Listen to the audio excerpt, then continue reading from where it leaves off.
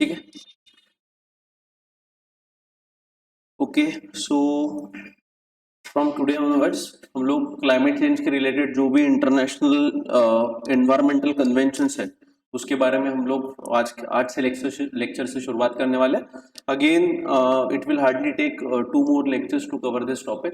ठीक है, एक बार ये टॉपिक खत्म होता है मतलब आपका लगभग 90 to 95% आपका एनवायरनमेंट खत्म हो जाएगा और थोड़ा बहुत जो इसका सेक्शन है एग्रीकल्चर का वगैरह, तो उसकी जो नई टेक्नोलॉजीज वगैरह है उसके बारे में हम लोग फिर बाद के लेक्चर्स में डिस्कस कर लेंगे। ठीक है, अब यहाँ पे देखो, अब ये इंटरनेशनल एनवायरमेंटल कन्वेंशन क्यों आवश्यक है, तो कल के लेक्चर में हम लोगों ने डिस्कशन किया था कि हम लोगों ने 2 प्रकार देखे थे। एक साइड में we have studied about mitigation measures. एक मिनट गाइस, ठीक है, हमने क्या देखा था कल के लेक्चर में कि भाई मिटिगेशन मेजर्स क्या है, मिटिगेशन, ठीक है, और दूसरे साइड में हमने देखा था एडाप्टेशन। तो कल के लेक्चर में we have studied about geo engineering methods कि भाई कौन से अलग प्रकार के इनोवेटिव कंसेप्ट्स का इस्तेमाल करके, जिसको जियो इंजीनियरिंग कंसेप्ट कहा जाता है, that we can prevent the climate change और ग्लोबल वार्मिंग ऑन अर्थ। तो उसके बारे में भी हम लोगों ने कल देखा। तो कल के लेक्चर में डिस्कशन करते वक्त ये 2 एस्पेक्ट्स उसमें आ रहे थे। एक आ रहा था मिटिगेशन का एस्पेक्ट और दूसरा आ रहा था एडाप्टेशन का एस्पेक्ट। ठीक है, सो कल जो भी मैंने आपको बताया कि भाई जियो इंजीनियरिंग के जो भी अलग अलग सॉल्यूशंस हमने देखे वो ज्यादातर क्या थे कि वो ज्यादातर जो पूरे मेथड्स थे दोज वर एडाप्टेशंस। ठीक है, कि मतलब पर्यावरण बदल हो रहा है, क्लाइमेट चेंज हो रहा है, ग्लोबल वार्मिंग हो रही है, तो उसको कैसे एडाप्ट करे उसके रिलेटेड वो मेजर्स थे जिसको एडाप्टेशन कहा जाता है। ठीक है, बट इशू क्या है कि उसमें मैंने आपको ये बात बताई थी कि बेसिक डिफरेंस हम लोगों ने मिटिगेशन और एडाप्टेशन में का कल देख लिया था, और उसमें हमने ये भी देखा था कि जो मिटिगेशन है क्या करता है, जो रूट कॉज होता है प्रॉब्लम का उसको जड़ से निकाल फेंकने की कोशिश, मतलब मिटिगेशन कहलाया जाता है। और जो भी उसका इफेक्ट होता है, मतलब जो भी जैसा ग्लोबल वार्मिंग हो रही है उसके कारण टेम्परेचर बढ़ रहा है, उस इफेक्ट को नलीफाई करने के लिए जो भी हम लोग कार्रवाई करते हैं, फिर एक्शन लेते हैं, उसको क्या कहा जाता है, एडाप्टेशन कहा जाता है। Is it clear to everyone? तो कल जो जियो इंजीनियरिंग के सॉल्यूशंस हमने देखे वो एडाप्टेशंस थे, बट अगर वाकई में हमको उसकी जरूरत क्यों पड़ रही है, अगर हमने थोड़ा सोचा तो आपको समझ में आएगा कि जो रूट कॉज है उसका वो क्या है। भाई ग्रीन हाउस गैसेस का इमिशन बहुत ज्यादा बढ़ गया, और बढ़ने के लिए जिम्मेदार कौन है, तो humanity, that is anthropogenic activities are responsible for the emission of green house gases. और उसके कारण क्या हो रहा है, उसके कारण अर्थ का टेम्परेचर बढ़ते जा रहा है। तो ऐसे कंडीशन में अगर हमको मिटिगेशन करना है तो हमको क्या करना पड़ेगा कि भाई जो भी मतलब ओरिजिन है या फिर the main source of emission of green house gases है उसको हमको कम करना पड़ेगा या फिर बंद करना पड़ेगा। Is it clear to everyone? या फिर उसका कोई अल्टरनेटिव हमको एनर्जी सोर्स या फिर अल्टरनेटिव वे उसका ढूंढना पड़ेगा। जैसे उदाहरण के तौर पे जो कोल थर्मल पावर प्लांट है, जैसे ज्यादा से ज्यादा भारत में जितनी भी बिजली बनाई जाती है उसका लगभग 60 to 70% बिजली हमारी कहां से आती है, कोयले से बनती है। तो ऐसे कंडीशन में अगर हमको ग्रीन हाउस गैसेस का एमिशन कम करना है तो हमारे पास ऑप्शन क्या है कि भाई हम लोग कोयले का कंजम्पशन तो कम कर सकते हैं, but at the same time हमको एनर्जी सिक्योरिटी भी देखनी है, मतलब हमको बिजली भी मिलनी चाहिए। तो उसके लिए सरकार क्या कर रही है, non renewable sources of energy, कि ऐसे स्रोत, ऐसे एनर्जी के रिसोर्सेज जो कभी खत्म नहीं हो सकते, उस पर हम लोग क्या कर रहे हैं, उससे हम लोग बिजली बनाने की कोशिश कर रहे हैं। जैसे उदाहरण के तौर पर सोलर, ठीक है, जो सोलर पैनल्स अभी लगवाए जा रहे हैं, हर घर सोलर योजना के अंतर्गत हर घर के ऊपर आपको सोलर के पैनल्स दिखते हैं। उसका पर्पस ही क्या है कि हमारा जो कोयले पे निर्भरता है, हमारी जो डिपेंडेंसी है कोयले पे, वो कम हो, ताकि हमारा जो ग्रीन हाउस गैसेस का इमिशन है वो क्या किया जा सके, कम किया जा सके।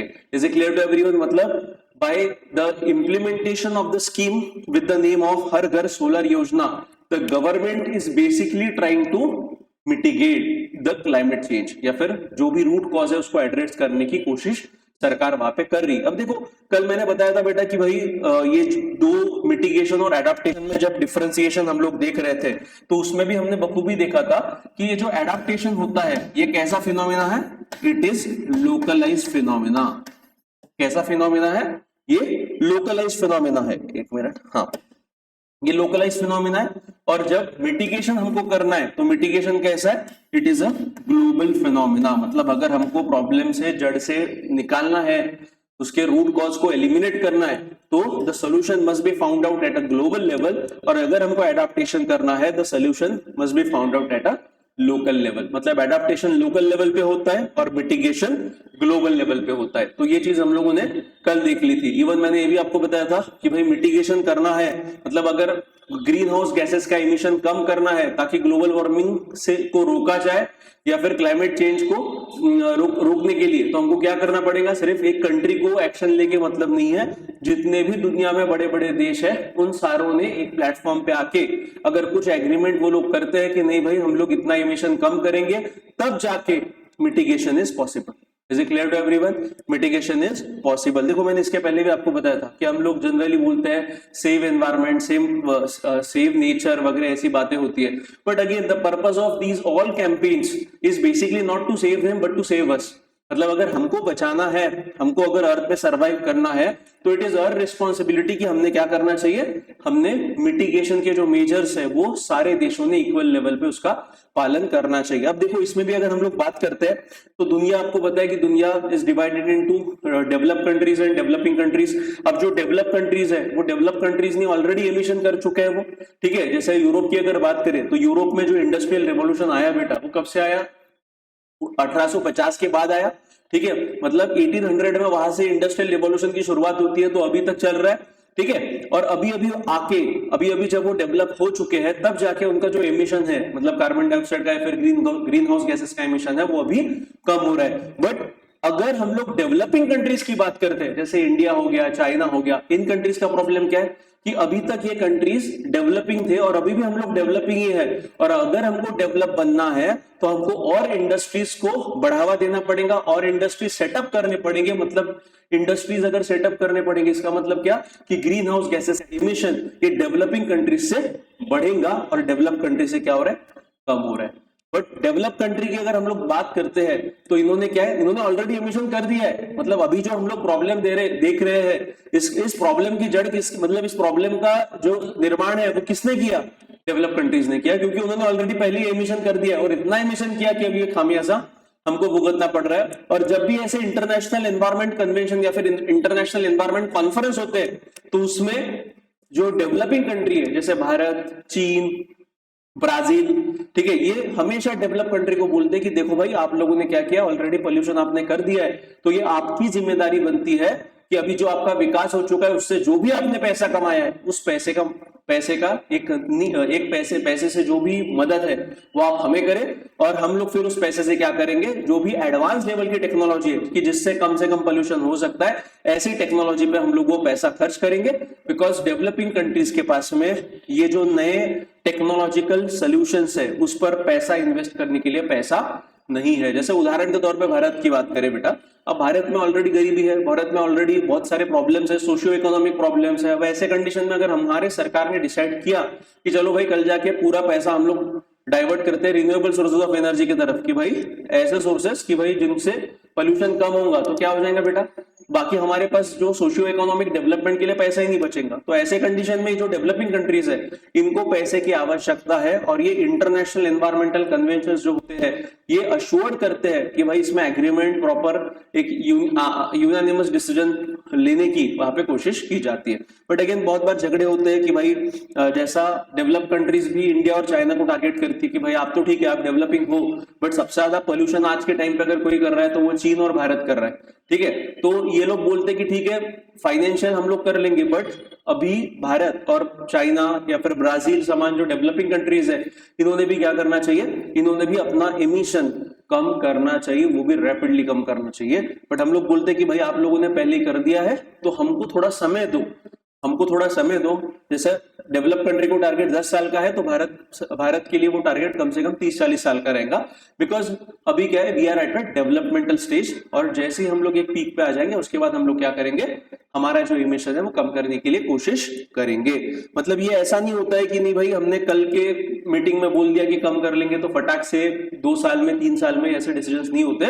ये रिडक्शन टारगेट जो रहता है इसको अचीव करने के लिए कम से कम 20 से 30 साल लगता है, कम से कम 20 से 30 साल लगते हैं, ये ध्यान में रखिएगा, ठीक है। सो इसके ही बीच हम लोग देखने वाले इंटरनेशनल एनवायरमेंटल कन्वेंशन। अब ये कन्वेंशन का प्रमुख टारगेट क्या है, तो mitigation as well as adaptation. मतलब इनके जो भी मीटिंग्स होते हैं इंटरनेशनल लेवल पे उसके टारगेट ड्यूअल रहते हैं। एक तो भाई मिटिगेट भी करना है, मतलब रूट कॉज को एलिमिनेट करना है, और दूसरा जैसे भी परिस्थिति सामने आ रही है उससे हमको फाइट कर रहा है, दैट इज एडाप्टेशन।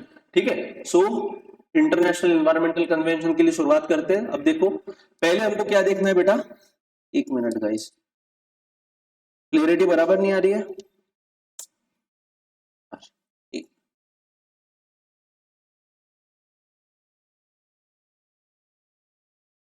अभी आ गई क्लियरिटी?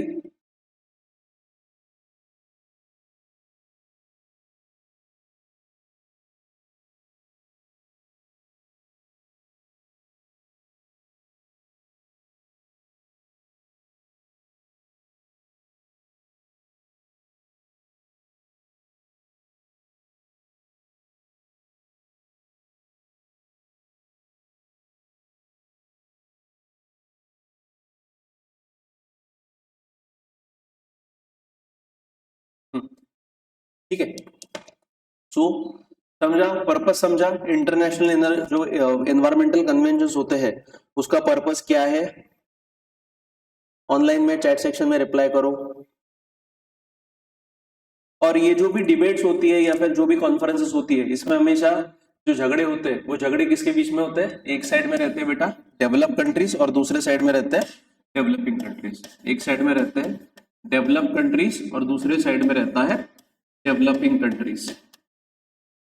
और डेवलपिंग कंट्रीज के साइड से फिर जो लीज डेवलप कंट्री आ गए, जैसे अफ्रीकन कंट्रीज है, बेचारे बहुत ही गरीब है, तो ऐसे कंडीशन में वो लीज डेवलप कंट्रीज के वगैरह में कैटेगरी में आते हैं, तो वो भी रहते हैं। ठीक है, तो ये जो हमेशा इशू है जब भी एनवायरमेंटल मीटिंग या फिर एनवायरमेंटल कॉन्फ्रेंसेस होते हैं तो उस कॉन्फ्रेंसेस में ये डिस्प्यूट वहां पे सामने आता ही है। और उसमें भी इशू क्या होता है कि जैसे मैंने बताया कि भाई डेवलप कंट्रीज ने ऑलरेडी पोल्यूशन कर चुका है, ठीक है, और उसके कारण अभी ग्लोबल वार्मिंग का ये समस्या हमको देखने को मिल रही है, एंड वी आर एवरीबडी, ठीक है, everybody is facing the problem of global warming. But again who is historically responsible for this emission? The historically responsible nations are basically European nation and western countries which have already done the lot of emission in earlier times, और जिसका खामियाजा आज पूरे दुनिया को भुगतना पड़ रहा है। ठीक है, सो उसके कारण डेवलपिंग कंट्रीज क्या बोलते हैं, डेवलपिंग कंट्रीज बोलते हैं कि भाई ये आपने हिस्टोरिकली पोल्यूशन किया है ना, तो ये आपकी जिम्मेदारी है कि इसको कम करने के लिए जो भी पैसा चाहिए वो पैसा आप प्रोवाइड करो। अब इशू है डेवलप कंट्रीज वाले वहां पे तो हाँ बोलते हैं, बट जब पैसा कमिट करने की बात आती है कि जैसा मतलब 100 करोड़ का फंड देना है, तो उस टाइम पे वो लोग उतना पैसा जितना आवश्यक होता है उतना पैसा नहीं देते हैं। अब इसके कारण इशू क्या है, अब आप बोलोगे कि सर पैसे का और इसका एनवायरमेंटल कंजर्वेशन का क्या रिलेशन है? बेटा जितनी भी एडवांस टेक्नोलॉजी, अगर मान लो हमको एमिशन कम करना है, जैसे मैंने कल बताया था, अभी दिल्ली सरकार ने रिसेंटली जो एक कदम उठाया है उसमें उन्होंने क्या किया कि भाई जो 10 साल पुरानी डीजल की व्हीकल्स और 15 साल पुरानी पेट्रोल की कार अगर रहेंगी तो उसको स्क्रैप में डाला जाएगा और उसको पेट्रोल वगैरह नहीं दिया जाएगा, और सीधा एक तो आपको स्क्रैप में बेचना पड़ेगा, फिर किसी को आप बेच दो, बट दिल्ली में वैसे व्हीकल्स नहीं चलेंगे। अब इशू क्या हो गया बेटा कि ये पॉलिसी के अंतर्गत रातों रात सरकार ने क्या कर दिया कि जो डीजल कार्स और पेट्रोल कार्स है जिनको एक स्पेसिफिक लाइफ स्पैन हो चुका है उनको आउट ऑफ द सर्विस बोल दिया और उनको स्क्रैप में डालने की घोषणा कर दी। अब इशू ऐसा है कि इसी का खामियाजा सबसे ज्यादा किस पे बैठेगा कि जो मिडिल क्लास लोग हैं, जो पूरे भाई अपने इंडिया में कैसे मिडिल क्लास लोग एक बार अगर कार लेते हैं तो वो कार कम से कम 15-20 साल 25 साल तक टिकाते हैं, और उसके बाद फिर जब खराब होगी तो उसको सेकेंड हैंड मार्केट में बेच देते हैं। बट यहाँ पे क्या हो रहा है, यहाँ पे ऑलरेडी जो ये केस है इसमें तो सीधे सीधे 10 साल अगर आपकी कार को समय हो जाता है तो सीधा आपको क्या कार में जाएंगी, स्क्रैप में जाएंगी। ठीक है, अब इशू वही है कि पैसे की जब भी बात आती है तो दीज न्यू जो भी मतलब मार्केट में अगर आप नई कार खरीदने जाओगे, अब कोई भी व्यक्ति अभी नई कार खरीदने जाएगा तो नई कार की जो कॉस्टिंग है as compare to the previous cost वो कम से कम 5 से 6 लाख बढ़ जाएंगे। क्यों? क्योंकि अभी आपको मार्केट में बताऊंगा BS6 नॉर्म्स की कार आ चुकी है, और जो 10 साल पुरानी कार होंगी वो BS4 पे चलने वाली होंगी। सो ये BS6 नॉर्म क्या है, Bharat state 6 norm, these are the emission norms, मतलब उतना एमिशन नई गाड़ियों में एज कंपेयर टू पुरानी गाड़ियां कम होगा। अब अगर ये नई technology, this we can consider this is a new technology, yes it is a new technology. अगर नई टेक्नोलॉजी चाहिए तो आपको ज्यादा पैसा देना पड़ रहा है। मतलब अगर एक इंडिविजुअल की बात करें तो उसको अगर नई कार खरीदनी भी है तो उसमें नई टेक्नोलॉजी आती है, और नई टेक्नोलॉजी के कारण उसकी कार का एमिशन जो होता है वो क्या होता है, कम होता है। मतलब उतने ग्रीन हाउस गैसेस उसकी कार कम एमिट करेंगी और उससे पोल्यूशन कम होगा। तो इसके लिए अगर इंडिविजुअल को पैसा देना है तो ऑब्वियस बात है बेटा, जब ये टेक्नोलॉजीज जो बनाई जाती है, जो टेक्नोलॉजी का मेन मकसद होता है पोल्यूशन कम करना, तो ये बड़े बड़े जो कॉर्पोरेट्स होते हैं ये वो इन्वेंशन करते हैं और इस पे पैसा लगवाते हैं। अब ऑब्वियस बात है, अगर ऐसे इन्वेंशन डेवलपिंग कंट्रीज को चाहिए तो उतना पैसा तो हमारे पास है नहीं, तो फिर ये डेवलप कंट्रीज से मदद मांगी जाती है कि आप एक तो पैसा प्रोवाइड करो या फिर आप टेक्नोलॉजी प्रोवाइड करो।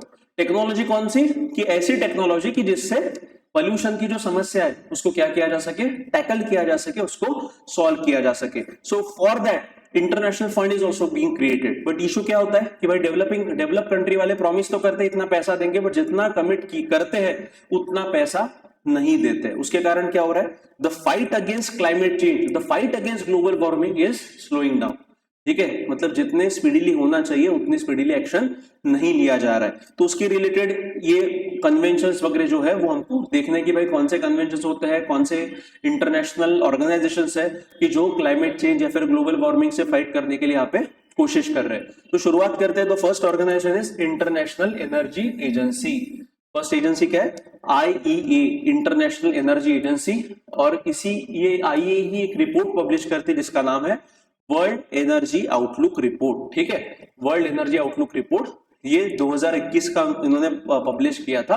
ठीक है, तो ये अब पहले तो हमको समझना है कि ये इंटरनेशनल एनर्जी एजेंसी क्या है। तो नाम से ही आपको समझ में आ रहा है कि भाई ये जो एजेंसी है ये किसका काम करती है? ये एनर्जी का मैनेजमेंट का काम करती है। अब it is an autonomous inter governmental organization establish in 1974 in Paris, France. कैसी संस्था है? ऑटोनॉमस संस्था है। कहां पे इसका हेडक्वार्टर है? पेरिस, फ्रांस में। और कब बनी थी? 1974। अब कैसे बनी थी? तो उस टाइम पे ऑयल क्राइसिस हुआ था।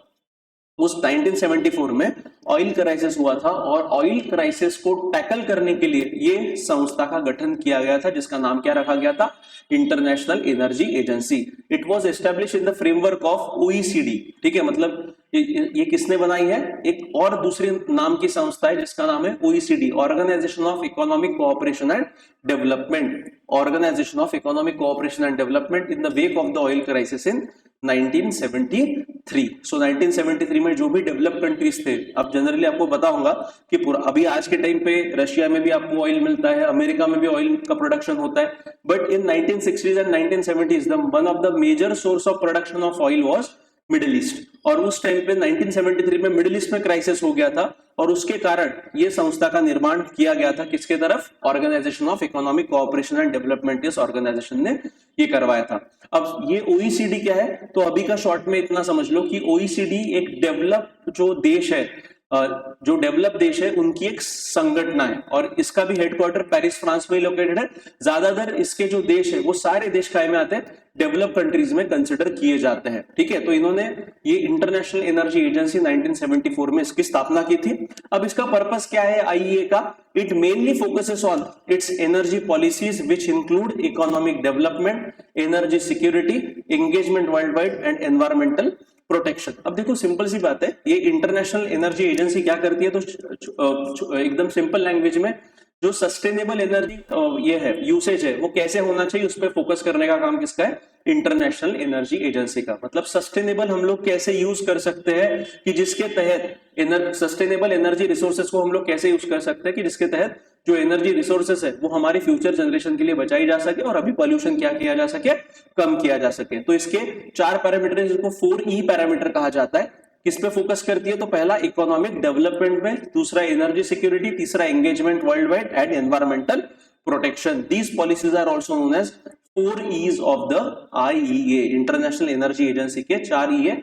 एनवायरमेंटल प्रोटेक्शन है, economic development, energy security and engagement world wide. इसी का एक इनिशिएटिव है जिसका नाम है IEA clean coal centres, is dedicated to providing independent information and analysis on how coal can become a cleaner source of energy compatible with the UN sustainable development goal. So कौन सा initiative launch किया इसने? IEA clean कोल centre, ताकि भाई कोयले का ऐसे कैसे इस्तेमाल कर सकते हैं ताकि पोल्यूशन कम से कम हो और उसको UN सस्टेनेबल डेवलपमेंट गोल के अंतर्गत लाया जा सके। ठीक है, उसके अलावा it works with government and industry to shape a secure and sustainable energy future for all. ठीक है, किसके साथ काम करती है? सरकारों के साथ और इंडस्ट्री के साथ, to shape and secure a sustainable energy future for all. IEA's mandate has expanded over time to include tracking and analyzing global key energy trends, promoting sound energy policy and fostering multinational energy technology cooperation. देखो अब ये this statement is very much important. अभी तक इसका मतलब इसके पहले basic जब इसकी स्थापना हुई थी 1974 में, तब इसका पर्पस क्या था कि भाई पूरे दुनिया में सस्टेनेबल एनर्जी जो है उसका उसको प्रमोट करना। बट उसके बाद ओवर टाइम इसने क्या, इसके जो दायरे हैं और बढ़ गए इसमें कि ट्रैकिंग एंड एनालाइजिंग ग्लोबल की एनर्जी ट्रेंड्स। सो जो भी अभी नए नए प्रकार के एनर्जी ट्रेंड्स आ रहे हैं, जैसे अभी तक जो मेजर प्रोडक्शन दुनिया में होता था बिजली का वो कोयले से होता था, बट धीरे धीरे क्या हो रहा है, कोयले पर का डिपेंडेंस कम किया जा रहा है और न्यूक्लियर एनर्जी को बढ़ावा दिया जा रहा है। सो जैसे यूरोप में जर्मनी वगैरह जो देश है, इनके अंदर अभी न्यूक्लियर पावर से जो बिजली बन रही है वो कोयले की तुलना में बहुत ज्यादा है। ठीक है, धीरे धीरे करके रिन्यूएबल सोर्सेज ऑफ एनर्जी पे फोकस बढ़ाया जा रहा है, जैसा विंड एनर्जी हो गया, सोलर एनर्जी हो गया। तो ये पूरा सिचुएशन को ट्रैक करती है, promoting sound energy policy and fostering multinational energy technology cooperation. Multinational energy technology cooperation मतलब अलग अलग देश मिलकर संगठनाएं बना रहे हैं और उसके अंतर्गत भी क्या करती है, देखती है कि भाई कौन से ग्रुपिंग कैसे काम कर रहे हैं। ठीक है, अब देखो भारत आईईए का मेंबर है क्या, तो आंसर है नहीं, we are not a member of IEA. देखो आईईए का मेंबर बनने के लिए one of the pre condition है कि जैसा मैंने बताया था कि आईईए के स्थापना में ओईसीडी नाम की संस्था ने इनिशिएटिव लिया था, that is organisation of economic cooperation and development. तो यहाँ पे आईईए के फिलहाल जो मेंबर कंट्रीज है, तो total number of member countries of IEA is 31। और आईईए का अगर सदस्य बनना है, कंडीशन क्या है, अगर किसी कंट्री को आईईए का अगर सदस्य बनना है तो उसको पहले ओईसीडी का सदस्य बनना आवश्यक है। मतलब जो ओईसीडी के मेंबर रहेंगे वही सदस्य आईईए के मेंबर बन सकते हैं, ऐसा एक नियम है। The IEA is made of 31 member countries. ठीक है, इसके फिलहाल 31 मेंबर कंट्रीज है। तो India is not a member country of IEA. इसका मतलब क्या कि we are not a member of OECD as well. So OECD के मेंबर ना होने के कारण हम लोग क्या है, आईईए के मेंबर नहीं बन सकते। अगर हमको बनना है तो पहले हमको ओईसीडी में मेंबर बनना पड़ेगा और फिर आईईए के मेंबर बन सकते हैं। It also includes 13 association countries. तो इसके 31 मेंबर कंट्रीज है और एसोसिएशन कंट्रीज कितने हैं, 13, और ये 13 में से एक भारत है। ठीक है, 4 countries are seeking accession to the full membership, that is Chile, Colombia, Israel and Lithuania. So these 4 nation ये क्या है, इनको accession countries, seeking accession to full member, उनको एक्सेशन कंट्रीज कहा जाता है। ये 4 कंट्रीज कौन से हैं, Chile, Colombia, Israel and Lithuania. तो इनको एक्सेशन कंट्रीज कहा जाता है, मतलब they are in the front race to become a full member of IEA. और 13 एसोसिएट कंट्रीज है, और वो एसोसिएशन कंट्रीज में जैसे China, India, we are associated partner of this grouping with the name of IEA, international energy agency. अब rule क्या है, अभी मैंने बताया, a candidate country to the IEA must be a member country of OECD. मतलब जो भी देश को आईईए का मेंबर बनना है तो पहले उसको किसका मेंबर बनना आवश्यक है, ओईसीडी का मेंबर बनना आवश्यक है, that is organisation of economic cooperation and development. और 2 कंट्रीज जैसा इंडिया और China are associate member of the IEA. मतलब ये जो 13 एसोसिएट कंट्रीज है इसमें 2 कंट्रीज भारत और चाइना है। India was offered full membership in 2021 में इंडिया को फुल मेंबरशिप का स्टेटस दिया, मतलब ऑफर किया गया था, बट इंडिया ने लिया नहीं। बट अभी 2024-25 में इस पे बातचीत चल रही है कि भाई इंडिया को कैसे मेंबरशिप दी जा सकती है, इस पे फोकस किया जा रहा है। बट अभी तक इंडिया को मेंबरशिप आईईए की नहीं मिली है। हाँ, बट अगर इंडिया को मेंबरशिप मिलती है without becoming member of OECD तो ये कुछ तो भी एक्सेप्शन हमको दिया जा सकता है। बट अभी तक ऐसे कुछ कदम, ऐसा मतलब कुछ ऐसा हार्ड एंड स्टेप अभी तक उठाया नहीं गया। हाँ, बट बाकी जो अभी फिलहाल 31 मेंबर कंट्रीज है आईईए के, उसमें के major countries are in support of India's membership, जैसा अमेरिका हो गया, बाकी यूरोपियन देश हो गए, वो सारे भारत के समर्थन में कि भारत मेंबर बनना चाहिए। अब ये जो आईईए है ये certain number of reports publish करती है, जिसके बारे में एटलीस्ट रिपोर्ट्स के नाम हमको पता होना चाहिए, बिकॉज यूपीएससी प्रीलिम्स में ऐसे सवाल पूछे जाते हैं। सो जो मेजर रिपोर्ट्स ये आईईए पब्लिश करती है उसमें है वर्ल्ड एनर्जी आउटलुक रिपोर्ट। देखो नाम ही क्या है, वर्ल्ड एनर्जी आउटलुक रिपोर्ट, कि दुनिया में भाई कहाँ पे कौन सी एनर्जी का कितना इस्तेमाल किया जाता है, ये हमको किससे पता चलता है, वर्ल्ड एनर्जी आउटलुक रिपोर्ट। और उसके ऊपर से हम लोग अनुमान लगा सकते हैं, एक एनालाइज कर सकते हैं कि भाई अगर कोयले का इस्तेमाल ज्यादा हो रहा है दुनिया में, मतलब क्या ग्रीन हाउस गैसेस का एमिशन ज्यादा हो रहा है, और अगर रिन्यूएबल सोर्सेज ऑफ एनर्जी का अगर इस्तेमाल ज्यादा हो रहा है, इसका मतलब क्या है, ग्रीन हाउस गैस का एमिशन कम हो रहा है। सो ये वर्ल्ड एनर्जी आउटलुक रिपोर्ट में पूरे दुनिया के बारे में हमको पता चल जाता है। दूसरा वर्ल्ड एनर्जी इन्वेस्टमेंट रिपोर्ट, कहाँ पे इन्वेस्टमेंट कितनी हो रही है, world energy statistic, world energy balance, energy technology perspective, और इंडिया स्पेसिफिक एक रिपोर्ट ये आईईए वाले पब्लिश करते हैं जिसका नाम है इंडिया एनर्जी आउटलुक रिपोर्ट। ठीक है, इंडिया स्पेसिफिक एक रिपोर्ट ये ऑर्गेनाइजेशन पब्लिश करते हैं, नाम क्या है, इंडिया एनर्जी आउटलुक रिपोर्ट। ठीक है, so these the name of reports आपको पता होना चाहिए। यूपीएससी प्रीलिम्स में आपको क्या बोलेंगे कि भाई नीचे 4 रिपोर्ट्स के नाम दे देंगे और बोल देंगे कि भाई बताओ इनमें से कौन से रिपोर्ट्स आईए बनाती है। तो ऐसे जो यूपीएससी का एमसीक्यू का एक क्वेश्चन यहां से बन सकता है। उसके बाद अब इंडिया एनर्जी आउटलुक रिपोर्ट की अगर बात करें तो रिसेंट वाला जो था वो 2021 में पब्लिश किया गया था आईए की तरफ से। ठीक है, उसमें क्या बोला है कि इंडिया एट प्रेजेंट, मतलब 2021 का रिपोर्ट है, 2021। सो इसमें बोला गया था कि इंडिया उस समय कितना 4th largest global energy consumer behind China, USA and EU. तो मतलब we were at the 4th position, कि भाई दुनिया में we were 4th largest biggest consumer of energy resources. उसमें हम लोग पहले क्रमांक पे चाइना, दूसरे पे यूएसए, तीसरे पे यूरोपियन यूनियन और चौथे पे भारत। देखो आपका होमवर्क है ये यूरोपियन यूनियन के बारे में पूरी इंफॉर्मेशन पढ़ के लाओ। मैं आईआर की क्लास में पूरा एलैबोरेट करूंगा।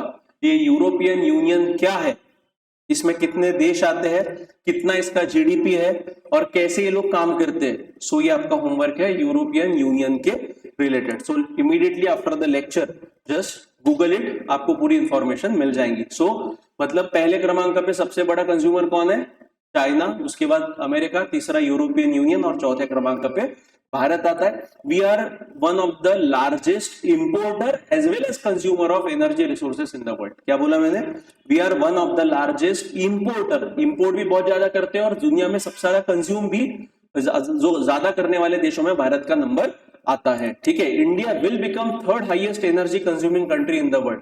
और अभी की अगर बात करें, मतलब 2025 की अगर बात करें तो India has already become 3rd highest energy consumer in the world. मतलब हम लोग दुनिया में तीसरे क्रमांक पे आ चुके हैं, कंज्यूमर में भी और इंपोर्ट करने में भी। मतलब एनर्जी रिसोर्सेस हम लोग इंपोर्ट भी करते हैं। ओवरऑल अगर देखा जाए तो over 80% of India's energy needs are made by 3 fuels. मतलब 3 फ्यूल से हमारी 80% नीड फुलफिल होती है। उसमें सबसे ज्यादा कोयला, coal, oil and solid biomass. Solid biomass मतलब लकड़े को वगैरह जो जलाया जाता है वो।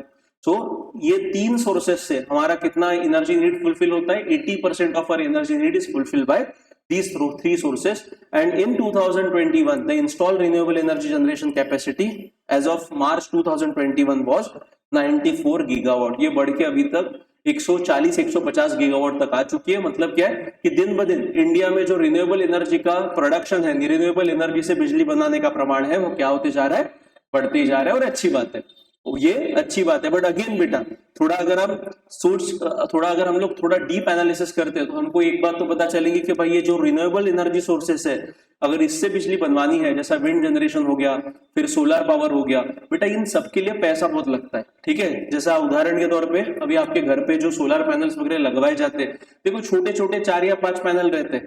वो 4 या 5 पैनल सेटअप करने के लिए हमको कम से कम 1.5-2 लाख का खर्चा आ रहा है। तो आप सोचिए अगर एक बहुत बड़ा जनरेशन अगर हमको करना है, मतलब जैसा बिजली का प्रोडक्शन थर्मल पावर प्लांट से होता है वैसा अगर हमको करना है तो हमको जगह कितनी ज्यादा लगेंगे और कितने बड़े सोलर पैनल्स लगेंगे और उतना खर्चा भी क्या होगा, बहुत गुना बढ़ेगा।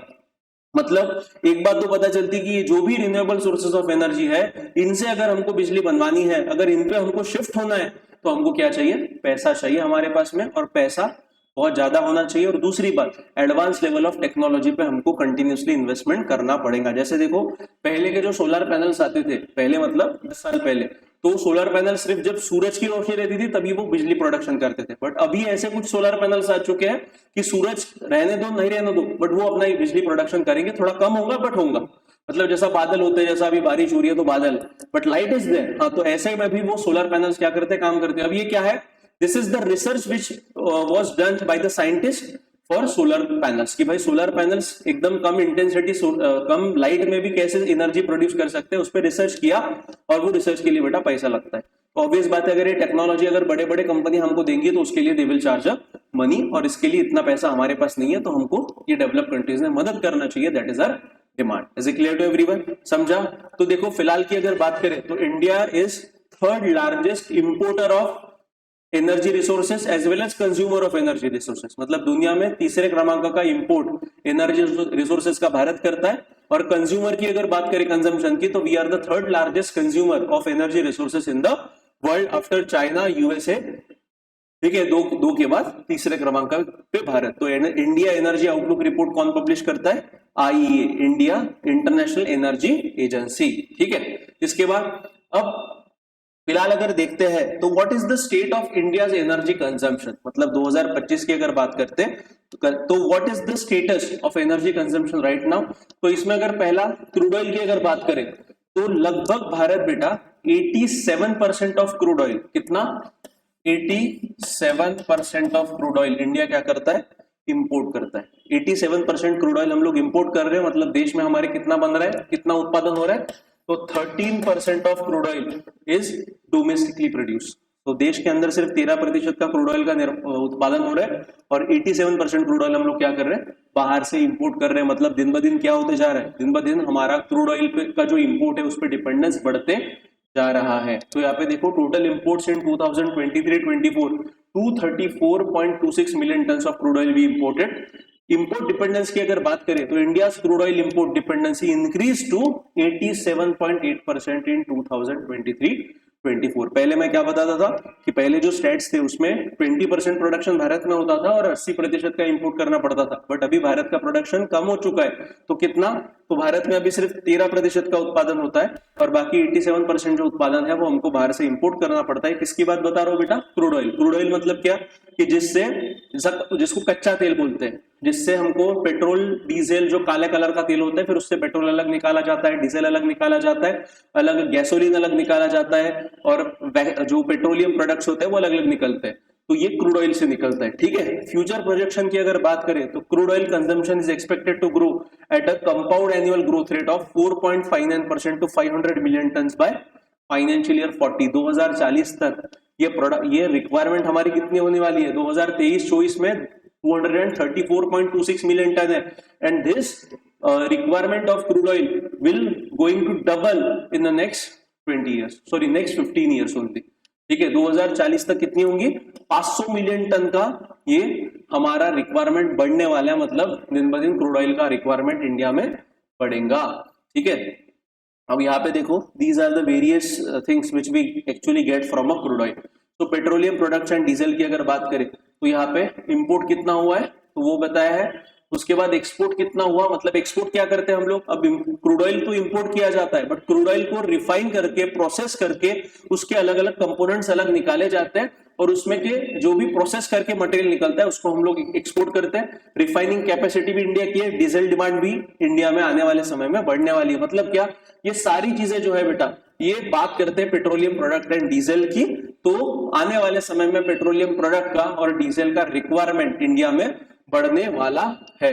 ठीक है, सो उसके अलावा ये तो हो गया क्रूड ऑयल के बारे में। उसके अलावा नेचुरल गैस की अगर बात करें तो इसके भी डिमांड बढ़ने वाली है। Natural gas and cleaner fuel का India aims to increase natural gas share in the energy mix to 15% by 2013। ठीक है, India aims to increase natural gas share in the energy mix to 15% by 2030 from current 6%। So देखो India क्या कर रहा है? India is trying to diversify its energy basket.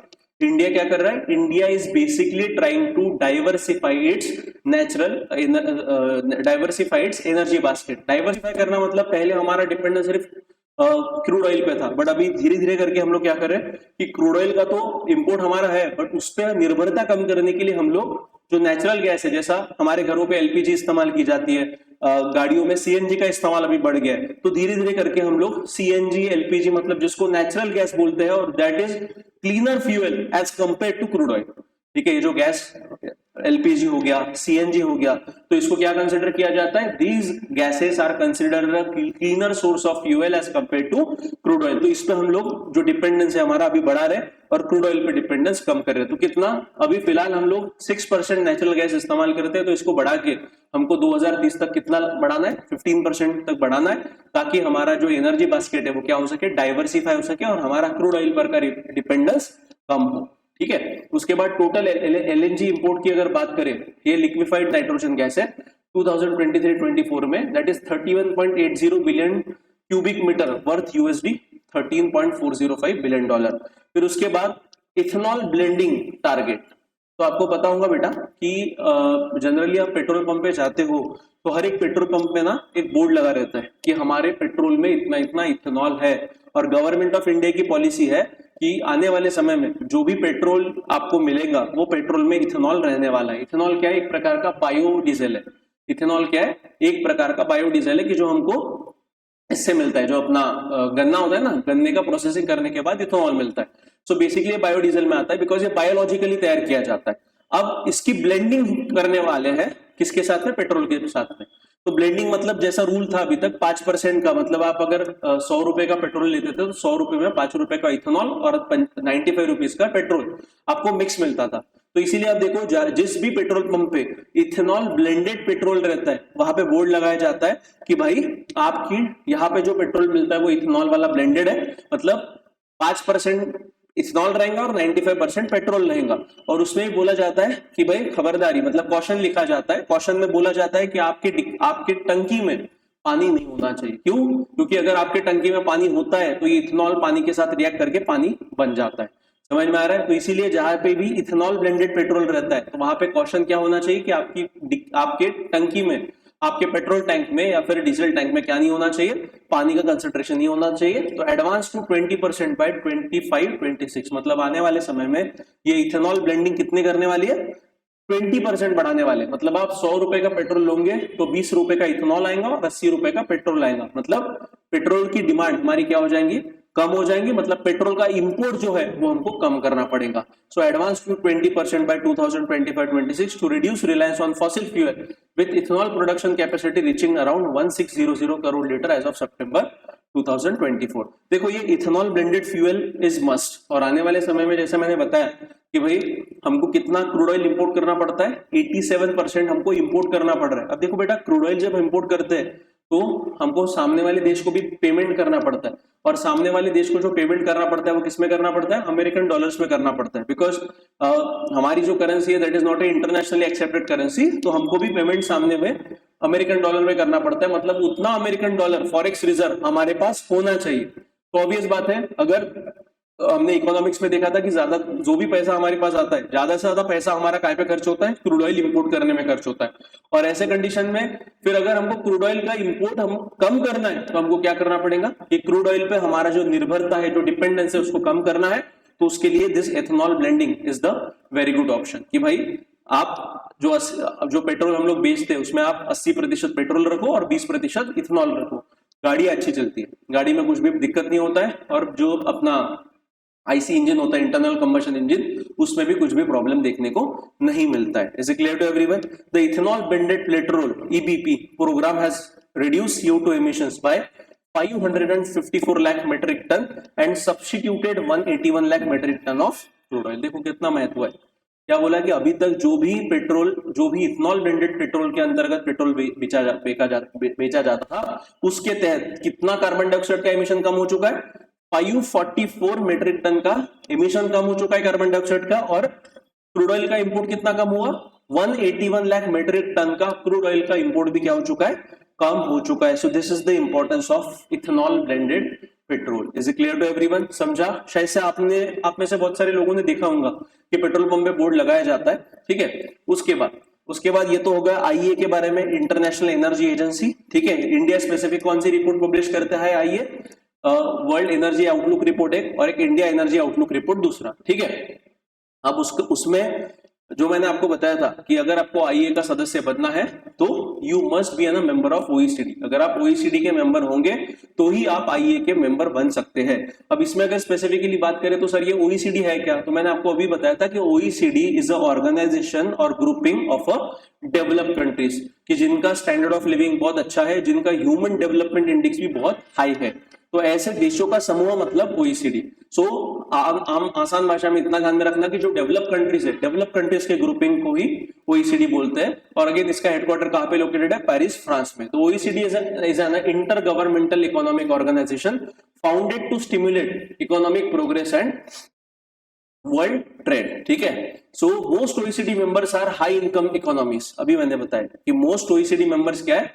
High income economies है, मतलब they are developing countries, sorry they are developed countries with a very high human development index and are regarded as developed countries. So majorly नहीं, सारे members जो OECD के हैं वो कैसे है बेटा, वो सारे हाई इनकम कैटेगरी में आते हैं, हाई इनकम ब्रैकेट में आते हैं, और दूसरी बात they are all developed nations. कब फाउंड किया गया था ओईसीडी? 1961 में। इसका हेडक्वार्टर कहां पे लोकेटेड है? अगेन पेरिस, फ्रांस में लोकेटेड है। And total number of members of OECD right now is 36 and India is not a member but a key economic partner. अब ये ओईसीडी जो है ये कौन से रिपोर्ट्स एंड इंडाइसेस को पब्लिश करता है? एक तो है government at a glance 2017 report एक पब्लिश किया इसने, international migration outlook and OECD better life index. So these are the few important reports which are published by this grouping with the name of OECD, Organization of Economic Cooperation and Development। ठीक है, सो एक बार इसके भी बारे में after the lecture go through this grouping also. Again इसके purpose क्या है, पॉलिटिकल पर्पस क्या है, ये सारी चीजें अभी will be covering in IR section. ठीक है, बट कंडीशन क्या है, ओईसीडी क्यों पढ़ाया यहाँ पे कि अगर किसी देश को IA का मेंबर बनना है तो कंडीशन क्या है कि वो देश ने पहले किसका सदस्यता उसके पास होनी चाहिए, ओईसीडी की मेंबरशिप उसके पास होनी चाहिए, देन ओनली ही can become a member of IA, international energy agency. ठीक है, उसके बाद the next international organisation is climate change performance index. कौन सा है? Climate change performance index. तो यहाँ पे देखो, सबसे पहले अब कोई भी ऑर्गेनाइजेशन के बारे में जब हमको पढ़ना है तो सबसे पहले क्या देखना कि पब्लिश कौन करता है भाई, ये रिपोर्ट पब्लिश कौन कर रहा है। Again climate change performance index, it is published by German watch, the new climate institute and the climate action network annually since 2005। तो 2005 से ये रिपोर्ट पब्लिश किया जा रहा है with the name of climate change performance index. कौन publish करता है? 3 संस्थाएं पब्लिश करती है, एक जर्मन वॉच, दूसरा न्यू क्लाइमेट इंस्टीट्यूट और तीसरा क्लाइमेट एक्शन नेटवर्क। स्कोप क्या है? It is an independent monitoring tool for tracking the climate protection performance of 63 countries and European union. मतलब दुनिया में जो 63 कंट्रीज है अलॉन्ग विथ यूरोपियन यूनियन, इन देशों के अंदर क्लाइमेट चेंज के रिलेटेड क्या क्या एक्शन ली जा रही है, ठीक है, इस पर वॉच रखने का काम कौन करता है? ये क्लाइमेट चेंज परफॉर्मेंस इंडेक्स नाम का जो इंडेक्स निकल के आता है, ये हमको बताता है कि कौन सा देश क्या एक्शन ले रहा है और क्लीन सोर्स ऑफ एनर्जी की तरफ कैसे जा रहा है। सो एक प्रकार का बोल सकते हैं कि रिपोर्ट कार्ड देता है कि भाई जो 63 कंट्रीज है अलॉन्ग विथ यूरोपियन यूनियन ये कैसे परफॉर्म कर रहे हैं। ठीक है, the 63 countries along with European Union accessed in the climate change performance index are responsible for 90% of global emission. मतलब दुनिया का लगभग 90% जो ग्रीन हाउस गैसेस का एमिशन होता है उसके लिए ये 63 countries along with European Union is responsible for that much emission. So इसका मतलब ये क्लाइमेट चेंज परफॉर्मेंस इंडेक्स के अंतर्गत ये देशों को अलग अलग पैरामीटर्स पे देखा जाता है कि भैया कौन से पैरामीटर्स में कैसे परफॉर्म करें। जैसे उदाहरण के तौर पे कि कौन से देश में कोयले का इस्तेमाल सबसे ज्यादा है, कौन से देश में कोयले का इस्तेमाल सबसे कम है, एक पैरामीटर हो गया। दूसरा, रिन्यूएबल सोर्सेस ऑफ एनर्जी पे कैसे फोकस किया जा रहा है। ठीक है, तीसरा ये हो सकता है कि क्लाइमेट चेंज पॉलिसीज क्या है। मतलब जैसे भारत सरकार की अगर बात करें तो हमारे भारत में ministry of environment and climate change है, तो ये ministry of environment and climate change जो क्लाइमेट रिलेटेड लॉज है उसको इंप्लीमेंट कैसे कर रही है, उसका प्रॉपर इंप्लीमेंटेशन हो रहा है कि नहीं हो रहा है, ये सारी चीजें ये क्लाइमेट चेंज परफॉर्मेंस इंडेक्स के अंतर्गत बेटा वहां पे देखी जाती है। These countries together generate 90% plus of global green house gas emission. Again, what is the aim of this CCPI, Climate Change Performance Index? It aims to enhance transparency in international climate politics and enables comparison of climate protection efforts and progress made by individual countries. मतलब ये comparison वगैरह जो है इसका काम भी ये लोग करते हैं कि कौन अच्छा परफॉर्म कर रहा है और क्या ट्रांसपेरेंसी मेंटेन करोगे। सच में भाई ये बताता है, it aims to enhance transparency in international climate politics and enable comparison of climate protection efforts and progress made by individual nations। ठीक है, अब क्राइटेरिया क्या है वो देखो थोड़ा। अब ये जो क्लाइमेट चेंज परफॉर्मेंस इंडेक्स जो गिना जाता है इसके अंदर 4 पैरामीटर्स को गिना जाता है। अब ये 4 पैरामीटर कौन सा है? पहला तो है ग्रीन हाउस गैस एमिशन, इसको है 40% ऑफ द ओवरऑल स्कोर। मतलब 40% वेटेज इस ग्रीन हाउस गैस एमिशन कितना कर रहा है वो देश उसको दिया जाता है। रिन्यूएबल एनर्जी को 20% वेटेज है, एनर्जी यूसेज को 20% और क्लाइमेट पॉलिसी को 20%। सो ये 4 पैरामीटर के आधार पे हर कंट्रीज को क्या किया जाता है, हर कंट्री को इवेल्युएट किया जाता है और उसका स्कोर निकाला जाता है और वो स्कोर के आधार पे फिर ये क्लाइमेट चेंज परफॉर्मेंस इंडेक्स बनाया जाता है। The CCPI looks at 4 categories with 14 indicators. ये 4 बड़े कैटेगरीज है, इसके अंदर और छोटे छोटे कैटेगरीज होते हैं, बट आपको ये 4 भी पता रहे तो भी चलेगा। सबसे बड़ा वेटेज किसको होता है? ग्रीन हाउस गैस एमिशन को, उसको 40% वेटेज है। Renewable energy, energy usage and climate policy, इनको ईच इंडिविजुअली 20% वेटेज वहां पे दिया गया है। ठीक है, अगर 2020 की बात करें तो 2020 में ये जो रिपोर्ट आया था क्लाइमेट चेंज परफॉर्मेंस इंडेक्स, इसमें भारत का रैंक कितना था? India was at 10th rank out of 63 countries. But अभी की अगर बात करें 2025 की तो India is at 7th position. ठीक है, कितने क्रमांक पे? 7वें क्रमांक पे है। कितने कंट्रीज में से? 63 कंट्रीज में थे। तो India is at 7th position in the CCPI 2024, exhibiting a stride forward from 8th spot in CCPI in 2023. So climate change performance index जो 2023 में पब्लिश किया गया था, उस वक्त भारत का रैंक कितना था? 8वां था। मतलब 63 देशों में हम लोग 8वें क्रमांक पे थे। मतलब ओवरऑल बोल सकते कि अच्छा परफॉर्मेंस था, और अभी इंप्रूव करके हम लोग और एक स्टेप, एक रैंक ऊपर गए हैं। So we are right now in the 7th position. अब इसमें भी एक बात ऐसी है कि इसके जो टॉप 3 पोजीशंस है, मतलब first rank, second rank and third rank, तो ये टॉप 3 पोजीशंस आर वैकेंट। ठीक है, मतलब ये पहले क्रमांक पे, दूसरे क्रमांक पे, तीसरे क्रमांक पे, ये 63 नेशंस जो इसके मेंबर्स है वही CCPI के।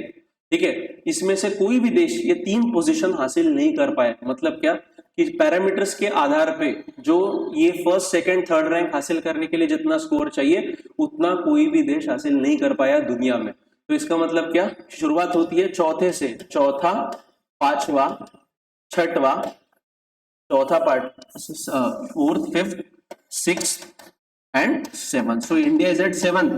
सो लिटरली देखा जाए तो we are at the 4th position. ठीक है, क्योंकि पहले 3 पोजीशन तो वैकेंट ही है। तो हम लोग अभी क्या है? चौथे क्रमांक पे है, बट ओवरऑल अगर देखा जाए तो 7वें क्रमांक पे है। ठीक है, हाँ, बट ये पहले 3 पोजीशंस वैकेंट क्यों है? बिकॉज अगेन जो पैरामीटर्स मैंने बताया, जैसा green house gas emission 40% target दिया गया है। ठीक है, क्लाइमेट पॉलिसी को 20% टारगेट दिया गया है। ठीक है, और जो बाकी है रिन्यूएबल एनर्जी उसको 20% दिया गया। सो ये पूरी पैरामीटर को फुलफिल कोई भी देश ने नहीं किया, मतलब उतना रिडक्शन किसी भी देश ने नहीं किया है। सो that's why climate change performance index में जो टॉप 3 पोजीशंस है, दोज आर स्टिल वैकेंट। और शुरुआत चौथा क्रमांक पे डेनमार्क है, फिर चौथा, पांचवा, छठवा और 7वें में भारत है। और अगर G20 की बात करें, ठीक है, ग्रुपिंग ऑफ 20, जैसा आपको पता होगा कि पिछले साल भारत 2023 में India hosted the leadership of G20। तो G20 में India is at first rank. मतलब हमारा जो एमिशन है, और according to this CCPI report climate change performance index के आधार पे इंडिया का जो परफॉर्मेंस है क्लाइमेट चेंज के रिलेटेड, जो कदम उठा रही है इंडिया, वो G20 में सबसे एडवांस है। तो ऐसा वहां पे बोला गया। So interestingly, due to the absence of countries in the first 3 spots, India effectively stands 4th in the global climate performance index. ठीक है, सो ये इंडेक्स के बारे में भी दिमाग में डाल लेना। देखो क्या क्या याद करना है कि इंडिया का रैंक फिलहाल क्या है, याद करना। दूसरा, ये रिपोर्ट कौन बनाता है? जैसा मैंने बताया, जर्मन वॉच बनाता है, ये German watch. Then new climate institute and climate action network कब से बना रहा है? 2005 से बना रहा है। ठीक है, कितने कंट्रीज है? 63 countries plus EU are the member nations, are the nations कि जिसका रिपोर्ट का एनालिसिस किया जाता है। कौन से ब्रॉड 4 पैरामीटर है? सबसे ज्यादा वेटेज किसको दिया गया है? ग्रीन हाउस गैस एमिशन को 40% वेटेज है। उसके बाद रिन्यूएबल एनर्जी को 20% वेटेज है, एनर्जी यूसेज को 20% एंड क्लाइमेट पॉलिसी को 20%। सो मतलब क्या है, ये जितना मैंने चीज बताई है related to this climate change performance index, उतना आपको पता होना चाहिए। ठीक है, अब देखो बेटा, यहां तक हो गया है। तो इसके बाद देखते हैं कि नीड फॉर सस्टेनेबल डेवलपमेंट क्या है। हमेशा हम लोग बात करते हैं कि भाई sustainable development, but why there is a need for sustainable development? So that is the biggest question in front of humanity. Even हम भी जब हमारे पेपर लिखते हैं तो बार बार सस्टेनेबल डेवलपमेंट करो इसकी बात आती है। तो क्यों? तो सबसे पहला तो कारण क्या हो रहा है बेटा कि over exploitation of natural resources, की जितनी हमको आवश्यकता नहीं है उससे कई गुना हम लोग क्या कर रहे हैं, नेचुरल रिसोर्सेस का एक्सप्लॉयटेशन कर रहे हैं। और अगर ऐसे ही चलते रहा तो क्या होगा बेटा, आने वाले हमारे फ्यूचर जनरेशन के लिए जो भी रिसोर्सेस होने चाहिए वो नहीं बचेंगे, और उसका निगेटिव इम्पैक्ट एनवायरमेंट पे अभी से देखना शुरू हो चुका है। जैसे जितने हम लोग नेचुरल रिसोर्सेज का ओवर एक्सप्लॉयटेशन कर रहे हैं, उतना ही रिसोर्सेज हम लोग क्या कर रहे हैं, स्पेंड भी कर रहे हैं, और उतना ही एमिशन ग्रीन हाउस गैसेस का क्या होते जा रहा है, बढ़ते जा रहा है। ठीक है, सो ये over exploitation of natural resources के कारण लगभग 1 million species on track of extinction. कितने? 1 मिलियन स्पेसीज, मतलब 10 लाख के करीबन जो स्पेसीज है वो क्या है, वो नष्ट होने के कगार पे, एक्सटिंक्शन के कगार पे है। दूसरा, the decline of more than 60% of the world's marine fisheries is also is happening because of again over exploitation of a natural resources, जैसा फिशिंग। ठीक है, अगर fishing is also a natural resources, so ocean he natural resource है। हम लोग क्या कर रहे हैं भाई, जो फिश उसमें है वो फिश को भी हम लोग इतना एक्सप्लॉइट कर रहे हैं कि भाई उसका जो ये होता है, उसका जो ब्रीडिंग सीजन होता है उसमें भी हम लोग क्या कर रहे हैं, अभी जो फिशिंग के लिए जाते हैं और जो छोटे छोटे मछलियां उसको भी लेके आ रहे हैं। इवन प्रेग्नेंट जो मछलियां होती है, जो बच्चे देने वाले रहते हैं, उसको भी हम लोग पकड़ के लेके आ रहे हैं। ठीक है, अब अगर हम लोग ओवर एक्सप्लॉइटेशन करते हैं तो क्या होगा बेटा, अगर वहां पे ब्रीडिंग सीजन के वक्त अगर जो मछलियां अंडे देती है वो वही नहीं बचेंगी, तो मछलियां का प्रोडक्शन कंटिन्यू रहेगा क्या? नहीं रहेगा। मतलब जितना आज प्रोडक्शन होता है उतना आगे साल नहीं होगा। और ये जो दुनिया के अलग अलग कोस्टल रीजन्स है, वहां पे जो भी अलग अलग प्रकार की फिशिंग कम्युनिटीज फिशिंग करती है, जो सालों साल करते आ रही है, हजारों सालों से करते आ रही है, they are facing this problem. ठीक है, इंडिया की अगर बात करें तो कोकण रीजन हो गया, ठीक है, पूरा नीचे तक केरला के कोस्ट तक जाता है, फिर ईस्ट कोस्ट का रीजन हो गया।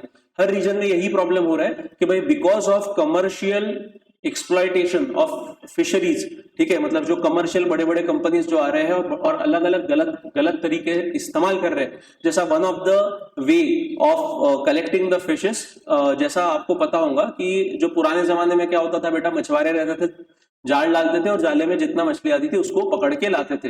That was the conventional method. और वो जाला कहाँ पे होता था? ऊपर के लेवल, सरफेस के लेवल पे होता था। बट अभी क्या, बॉटम ट्रॉलर्स का इस्तेमाल किया जाता है। किसका? Bottom trollers. ठीक है, ये बॉटम ट्रॉलर्स क्या करते हैं ना, जनरली ये बड़ी शिप होते हैं, जो कमर्शियल शिप होते हैं ना, बड़े बड़े शिप्स होते हैं, और ये जो अपना सी का सरफेस होता है, वो सरफेस पे इनका जाला जाता है, और एक बड़ा सा रोप होता है, और उससे क्या करते हैं, पूरा सरफेस जो रहता है उसको खदेड़ते खदेड़ते पूरा सामने आता है। मतलब उस सरफेस से लेके यहाँ तक लेवल तक जो भी फिश रहेंगी वो सारी फिश आएंगी। बट उसके कारण क्या होता है ना, कि जो बॉटम, जनरली आपको पता होगा कि मछलियां जब अंडे डालती है तो अंडे देती है सतह पे, मतलब surface of the sea ocean पे वो अंडे देती है। अब ऐसे कंडीशन में ये बॉटम ट्रॉलर्स क्या कर रहे हैं भाई, पूरा जो सी का सरफेस है उसको अगर ये एक्सट्रैक्ट करते हुए ला रहे हैं, क्यों? क्योंकि वहां से भी जो मछलियां सब सारी मिलनी चाहिए। तो क्या हो रहा है, जो ब्रीडिंग का सीजन रहता है उसमें भी जो मछली रहती है वो भी मर जाती है, और पूरा जो सी सरफेस होता है उसको डिस्ट्रॉय कर देते हैं, और उसके कारण एक प्रकार का पूरा इकोसिस्टम ही डिस्ट्रॉय हो जाता है, और उसके बाद वहां पे मछलियां नहीं जाती। सो ये बॉटम ट्रॉलर्स क्या है? So this is the again over exploitation of natural resources की जितनी आवश्यकता है। जो पुराने तरीके थे फिशिंग के, दैट वाज वेरी गुड तरीके, मतलब that was very conventional way, sustainable. मतलब उसमें देखा जाता था, अगर कोई फिश को पकड़ा जाता था और फिश अगर उनको दिखती थी कि भाई ये प्रेग्नेंट है, तो उसको पानी में छोड़ा जाता था।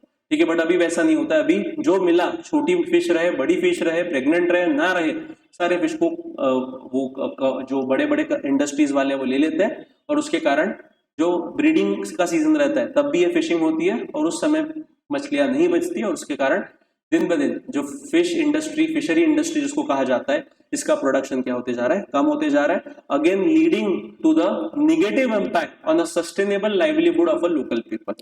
इस पे निगेटिव इंपैक्ट हो रहा है। जो लोकल पीपल है, जैसा कोकन में जो मछुआरे हैं भाई, उनका लोकल पीपल है, ट्रेडिशनल फिशिंग करते हैं, आज भी करते हैं, बट उनके लाइफ स्टाइल के ऊपर निगेटिव परिणाम हो रहा है। बिकॉज पहले जो उतना इनकम उनको होता था, अभी उतना इनकम उनको नहीं मिल पा रहा है, again because of over exploitation of a natural resources. और इसके कारण सिर्फ हमारा इनकम छोड़ो भाई, जो पर्यावरण है इसका भी नुकसान हो रहा है। जैसे मैंने बताया, बॉटम ट्रॉलर क्या कर रहा है, स्पेसीज को भी डिस्ट्रॉय करते जा रहा है। तो लगभग अगर ऐसे ही चलते रहा तो 1 मिलियन स्पेसीज दुनिया में एक्सटिंक्ट हो जाएंगे, और उसमें भी अगर ओशन की बात करें तो 60% of world's marine fisheries already decline हो चुकी है। ठीक है, ये दूसरा क्या है, दूसरा आ गया स्कार्सिटी ऑफ रिसोर्सेज, कि दिन ब दिन ओवर एक्सप्लॉयटेशन ऑफ रिसोर्सेज के कारण रिसोर्सेज का क्या हो रहा है, स्कार्सिटी महसूस हो रहा है, मतलब कमी महसूस हो रहा है। जैसे उदाहरण के तौर पे ग्राउंड वाटर, ठीक है, ग्राउंड वाटर की समस्या is creating a new problem in India.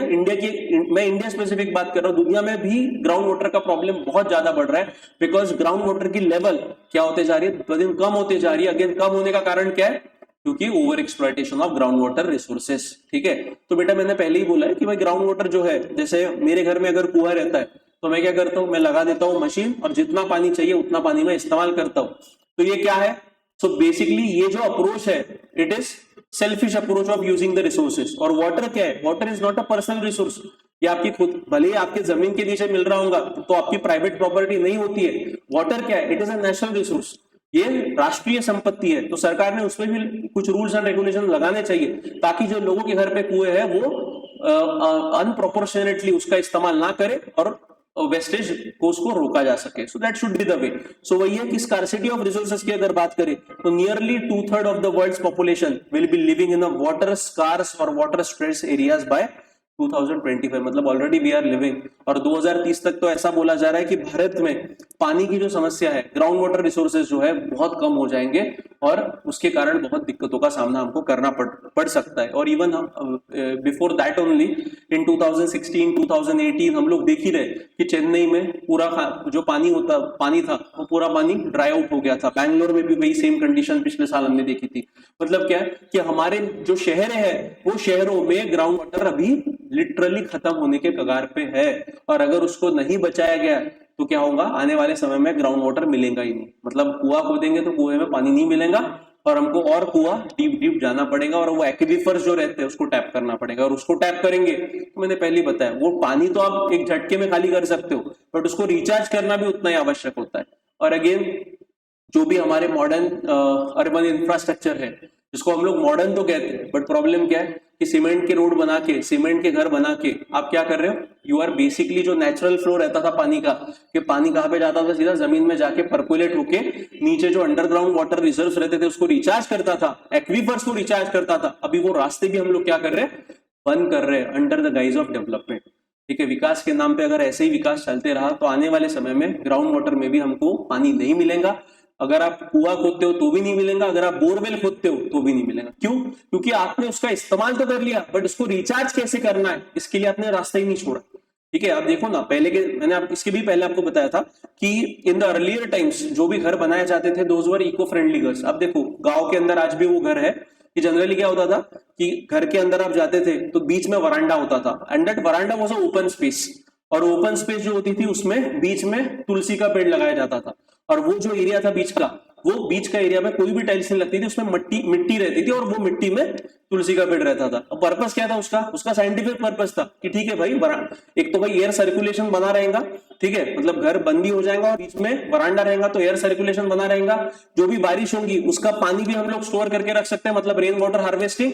तीसरा, अगर बारिश होगी तो बारिश का पानी, थोड़ा बहुत पानी कहां पे परकोलेट होगा, जमीन के अंदर परकोलेट होगा, मतलब ग्राउंड वाटर रिचार्ज। तो देखो मतलब व्हाट वाज द पर्पस। और चौथा, इको फ्रेंडली, मतलब जो तुलसी होती है ऑक्सीजन ज्यादा इमिट करती है, तो भाई that was the fourth purpose.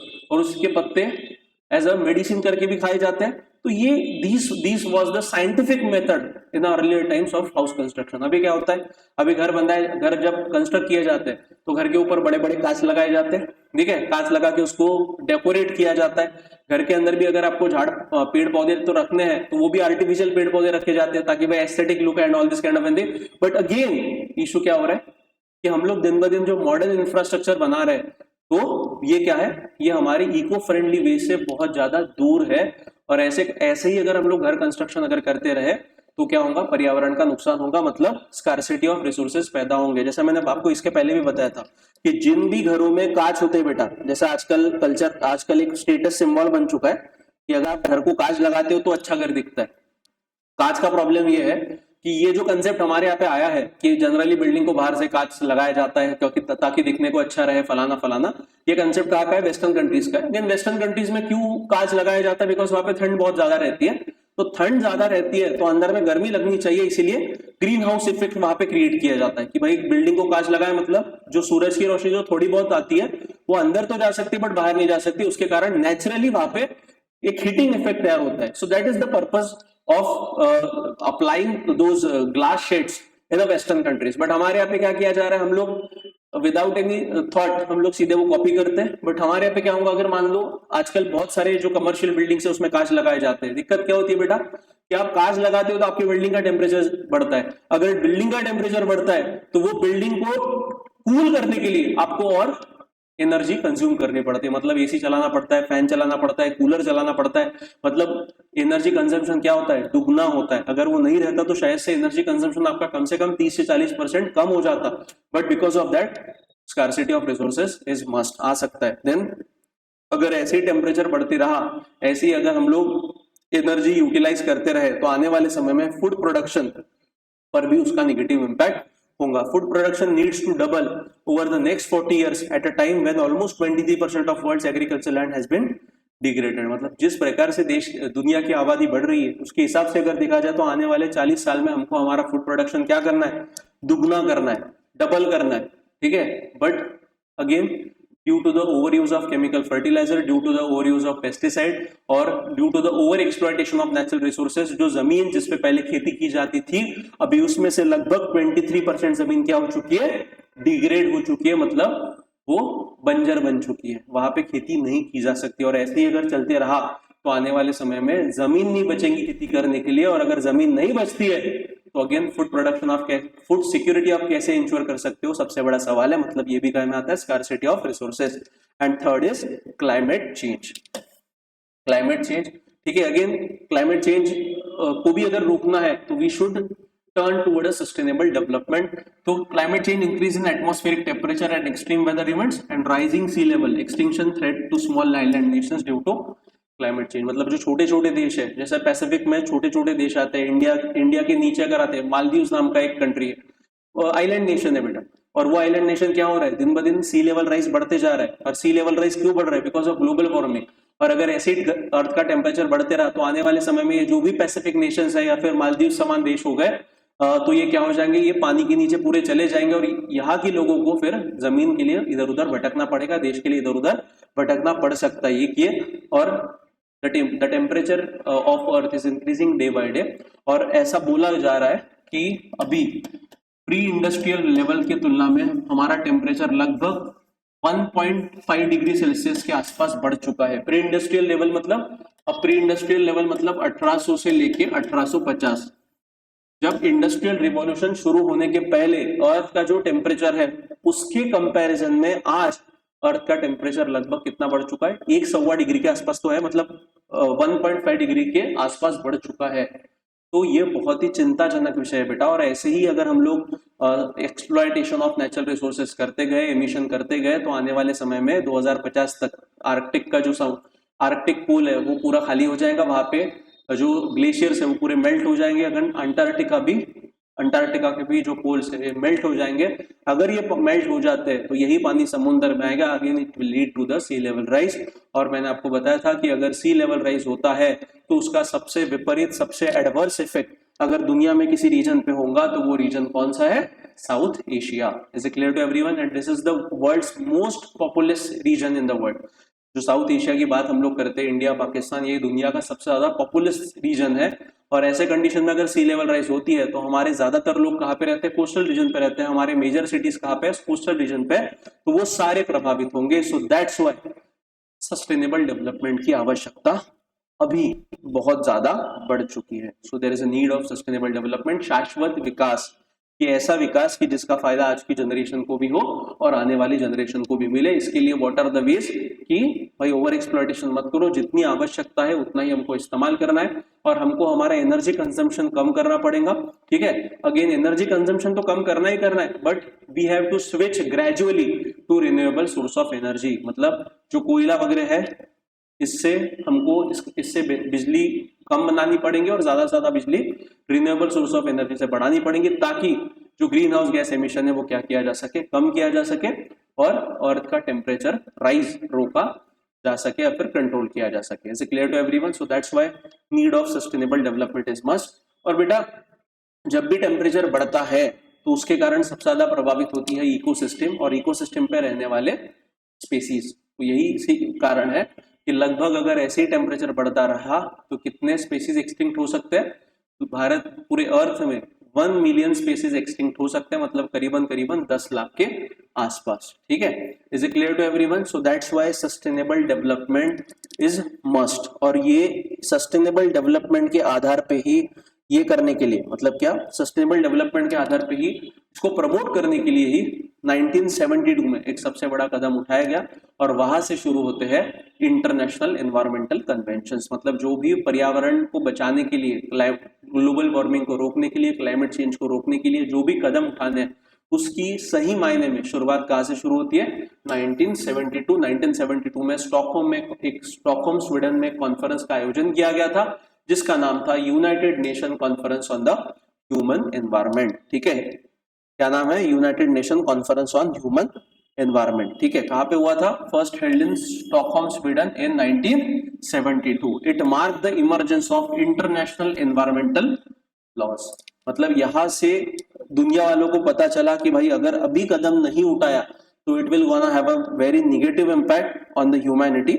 So that's why the steps were taken to counter the impact of climate change, ठीक है। क्या था, किसी को डाउट है ऑनलाइन में? आया ना? समझा कि नहीं समझा बेटा?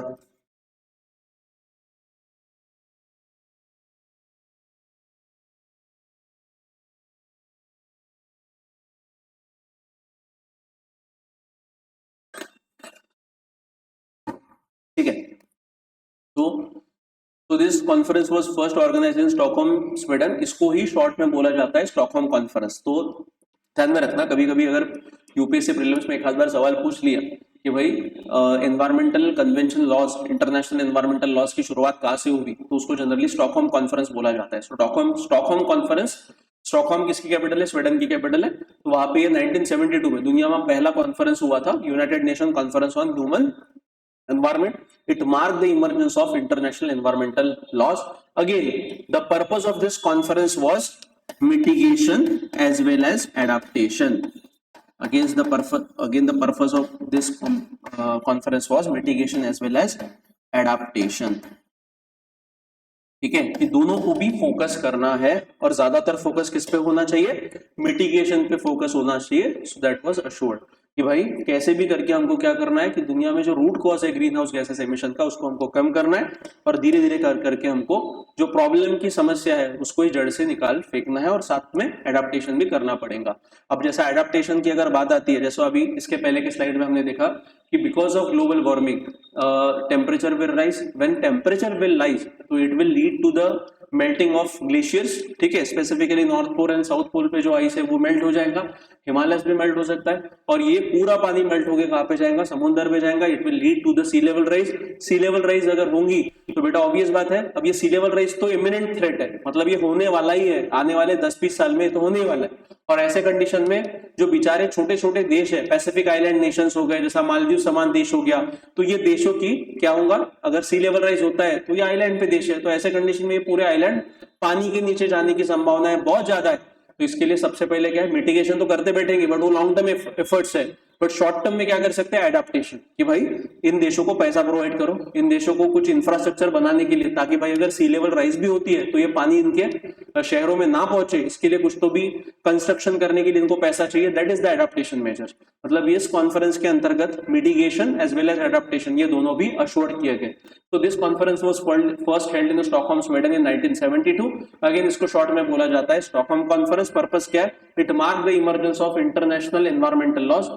The participants adopted Stockholm Declaration and Action Plan for the Human Environment. यहाँ पे कौन सा डिक्लेरेशन साइन किया गया? Stockholm Declaration and Action Plan for the Human Environment, ठीक है। अब ये Stockholm Conference motivated countries to create environmental ministries and agencies. मतलब 1972 के पहले तक ज्यादातर देशों में पर्यावरण मंत्रालय नहीं हुआ करता था, पर्यावरण के रिलेटेड ऐसे स्पेसिफिक इंडिविजुअल जो एजेंसीज होती है वो भी नहीं हुआ करती थी। और इसके बाद जब ये कॉन्फ्रेंस हुई, इसके बाद अवेयरनेस पैदा किया गया कि भाई जिस प्रकार बाकी के इंडस्ट्रियल मिनिस्ट्री होती है, बाकी के मंत्रालय होते हैं, उसी प्रकार इंपॉर्टेंस देश ने पर्यावरण को भी देना आवश्यक है। अगर नहीं देंगे तो आने वाले समय में उसका खामियाजा भुगतना पड़ेगा। तो इसके ही तहत इंडिया वाज आल्सो पार्टिसिपेंट। तो भारत में department of environment in India was created in 1980 in the response to Stockholm conference. ठीक है, तो भारत में डिपार्टमेंट ऑफ एनवायरनमेंट बनाया गया 1980 में। इसके अंतर्गत ministry of environment and forest का भी निर्माण किया गया 1985 के अंतर्गत। और in 2024 the ministry was renamed as MOEFCC, मतलब पहले जो मंत्रालय था पर्यावरण का उसको ministry of environment and forest करके पुकारा जाता था जब बना था तब। बट 2014 में इसमें 2 शब्द ऐड किए, दैट इज CC, मतलब होता है ministry of environment forest and climate change. तो CC stand for climate change. तो earlier the name of this मंत्रालय was only ministry of environment and forest, but 2014 में वो चेंज करके क्या हो गया, ministry of environment forest and climate change. तो क्यों? क्योंकि क्लाइमेट चेंज को भी फाइट करने के लिए जो जिम्मेदारी है वो किसको दी गई, एनवायरमेंटल मिनिस्ट्री को दी गई। Stockholm conference paved the way for the creation of the UN environmental programme. तो ये स्टॉकहोम कॉन्फ्रेंस के कारण फिर उसके बाद में इसका ही इम्पैक्ट करके यूनाइटेड नेशन ने एक बॉडी बनाई जिसका नाम दिया गया UNEP, United Nation environmental programme. मतलब यूनाइटेड नेशन ने भी ये UNEP का फॉर्मेशन इसके अंतर्गत हुआ है। So it took the global stage. अब जब UN का नाम आ गया मतलब क्या, एनवायरमेंटल प्रोटेक्शन का जो कंसर्न है वो यूनाइटेड नेशन ने प्रायोरिटी बना दिया। तो पहले देखते हैं UNEP, United Nation environment programme, और UN एनवायरमेंट जिसको शॉर्ट में बोला जाता है। This was founded as a result of United Nation conference on human environment in 1972। It is an agency of a United Nation, very important. ये UNEP जो है जिसको शॉर्ट में UNEP बोला जाता है, क्या है, यूनाइटेड नेशन एनवायरमेंटल प्रोग्राम। ये किसके अंतर्गत बना है, स्टॉकहोम कॉन्फ्रेंस का जो एक परिणाम करके इसको बनाया गया। ठीक है, और ये किसकी एजेंसी है, यूनाइटेड नेशन की एजेंसी है। It covers issues regarding the atmosphere, marine and terrestrial ecosystem, environmental governance and green economy.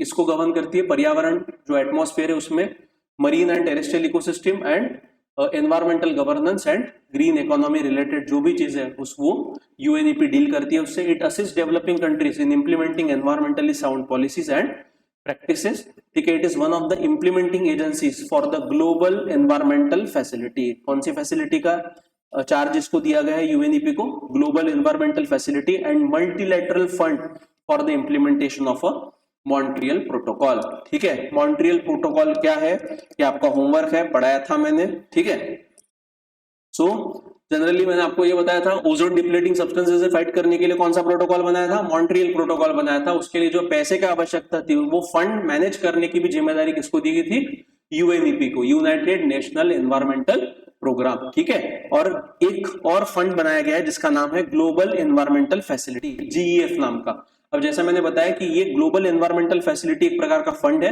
कि जिसमें डेवलप देश इसमें पैसा डालते हैं और उसको मैनेज करने की भी जिम्मेदारी किसकी है, UNEP की है। इसमें का फिर पैसा ये UNEP किसको देती है, डेवलपिंग कंट्रीज को, जिनको जरूरत है उनको प्रोवाइड करने का काम करती है। ठीक है, उसके बाद ये हो गया UNEP। उसके बाद आती है IPCC, intergovernmental panel on climate change. ठीक है, again this is one of the important body which everybody should know.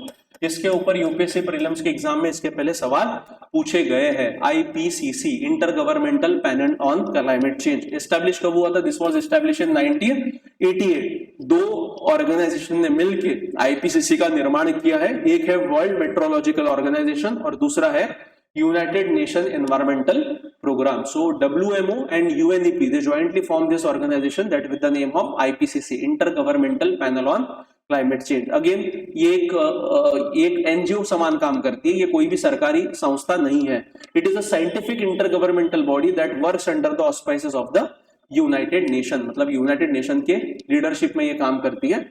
Membership, it is open to all members of WMO and UNEP, मतलब जो भी world meteorological organisation और UNEP के सदस्य है वो अपने आप IPCC के सदस्य बनते हैं। ठीक है, लगभग अभी की अगर बात करें तो more than 195 nations are member of IPCC, intergovernmental panel on climate change के फिलहाल कितने सदस्य हैं, 195 countries are the member of this IPCC. Is it clear to everyone? ठीक है।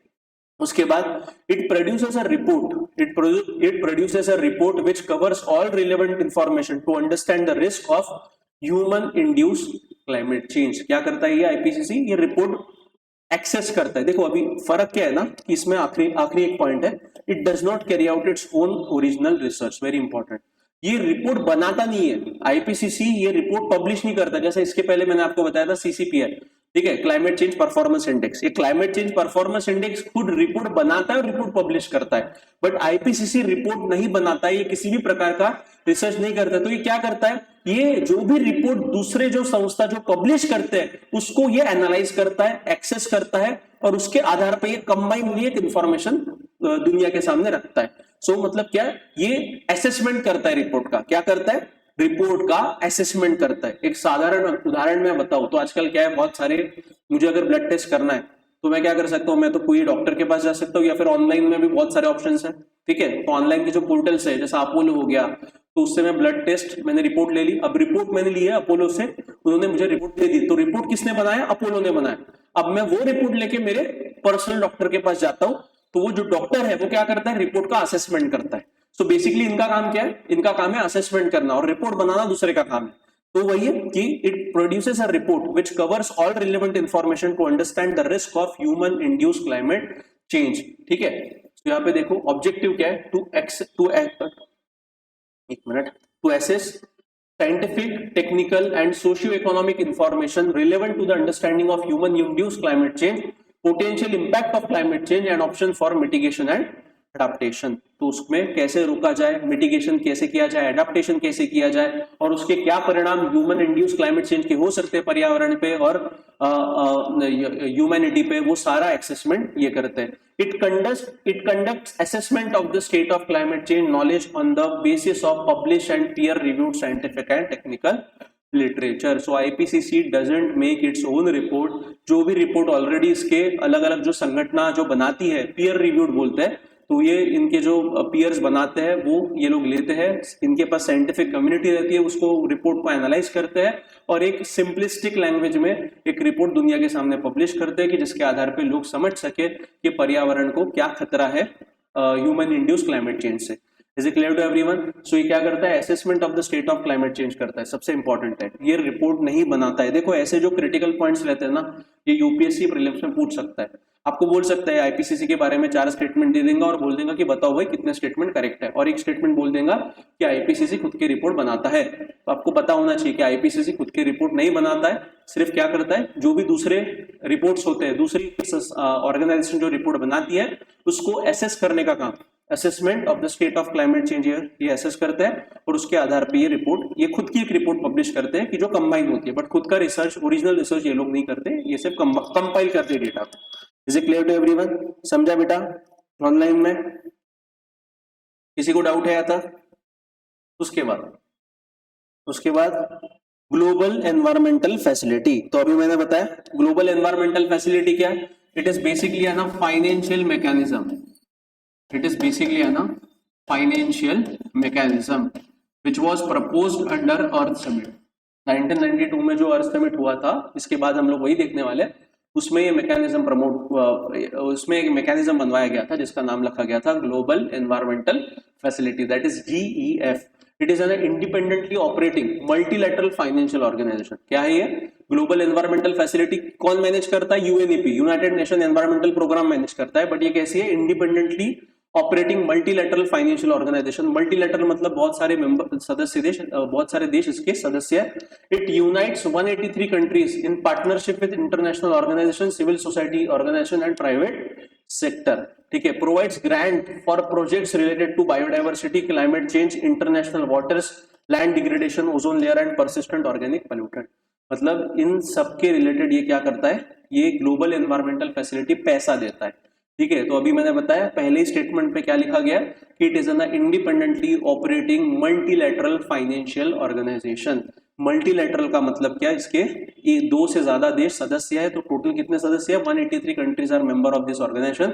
और ये क्या पैसे इसमें जमा होते हैं, कौन जमा करता है? तो डेवलप कंट्रीज जो होते हैं इसमें पैसा जमा करते हैं, और वो पैसे के अंतर्गत क्या किया जाता है? Provide grants for projects related to biodiversity conservation, climate change, international waters, मतलब जो अंतरराष्ट्रीय पानी है जो किसी भी देश के ओनरशिप में नहीं आता है, land degradation, ozone layer and POP that is persistent organic pollutant, इनको फाइट करने के लिए यहाँ इस ग्लोबल एनवायरमेंटल फैसिलिटी के अंतर्गत फंडिंग दिया जाता है। GEF was established on the eve of 1992 Rio earth summit. अभी बताया मैंने कि भाई अर्थ समिट जो 1992 में रियो दी जेनेरियो में हुआ था, उस समिट के अंतर्गत ये ग्लोबल एनवायरमेंटल फैसिलिटी का निर्माण किया गया है। पर्पस समझा इसका? फाइनेंशियल मैकेनिज्म है, इसमें पैसा जमा होता है और इस पैसे को फिर डिस्ट्रीब्यूट किया जाता है इन प्रोजेक्ट्स के लिए। पर ये ज्यादातर प्रोजेक्ट्स कहाँ पे होते हैं?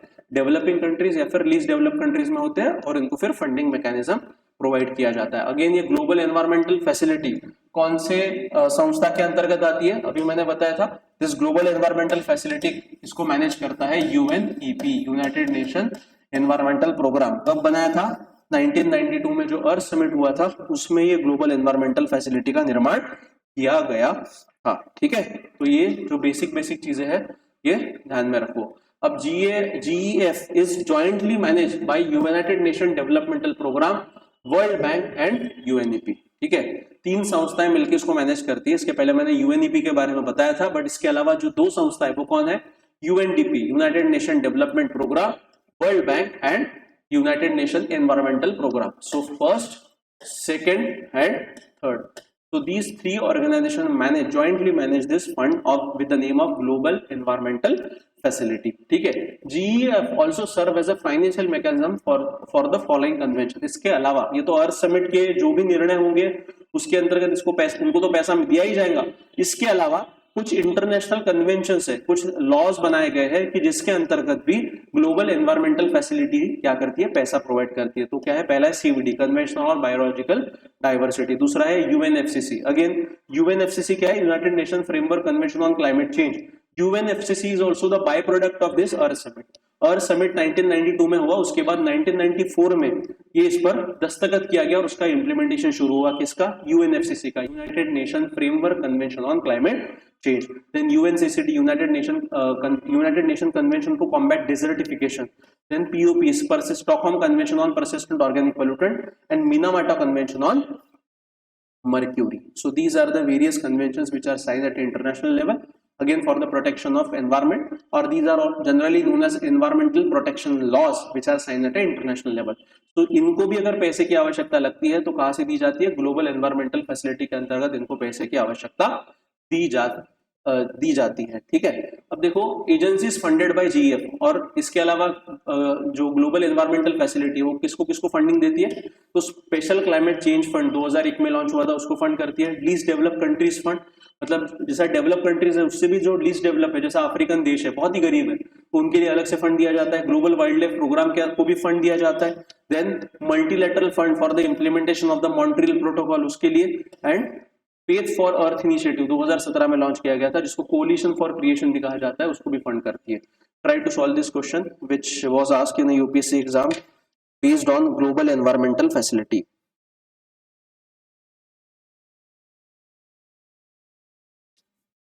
क्या है आंसर इसका?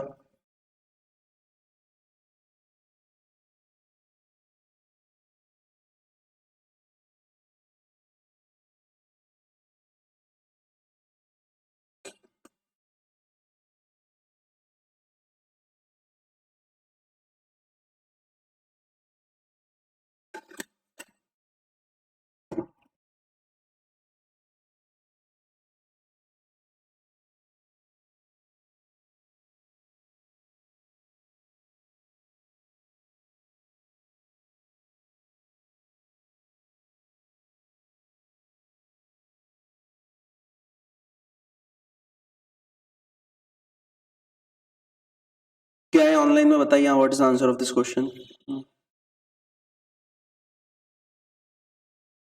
ठीक है, यस वेरी सिंपल।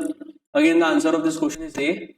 देखो ऑप्शन अगर आपको टॉपिक समझा तो ऑप्शन पढ़ने के बाद ही फटाक से आंसर मिल जाता है। तो क्या है, with reference to global environmental facility which of the following statements are correct. So first try to revise what is global environmental facility. Again first of all global environmental facility क्या है, multilateral financial mechanism है। क्या है, multilateral financial mechanism है। ठीक है, अब कब बनाया था, 1992 में अर्थ समिट हुआ था, वहां पे ये मैकेनिज्म बनाया गया। और समिट, और अर्थ समिट कहां पे हुआ था, रियो डी जेनेरियो में। रियो डी जेनेरियो कहां पे आता है, ब्राजील में आता है। Is it clear to everyone. हाँ, अब मल्टीलैटरल फाइनेंशियल मैकेनिज्म है तो इसके अंतर्गत क्या है ना, फंडिंग प्रोवाइड की जाती है। क्या प्रोवाइड की जाती है, फंडिंग प्रोवाइड की जाती है। किसको प्रोवाइड की जाती है, एनवायरमेंटल प्रोटेक्शन के लिए, जहां जहां पे पैसे की आवश्यकता है, जिन देशों को पैसे की आवश्यकता है पर्यावरण को बचाने के लिए, उन सबको फंडिंग इस ग्लोबल एनवायरमेंटल फैसिलिटी से दी जाती है। ठीक है, तो ये यहां तक क्लियर हुआ। अब ये किसने बनाया, कौन मैनेज करता है इसको, तीन संस्थाएं मैनेज करती है, एक वर्ल्ड बैंक, दूसरा यूएनईपी, तीसरा UNDP. So combinely this three organisation manage this fund. ठीक है, कौन सा, global environmental facility, World Bank, United Nation environmental programme, United Nation developmental programme. तो इतना बेसिक आपको पता होना चाहिए। पहला स्टेटमेंट देखो, excuse me, it serves as a financial mechanism for convention on biological diversity as and United Nation framework convention on climate change।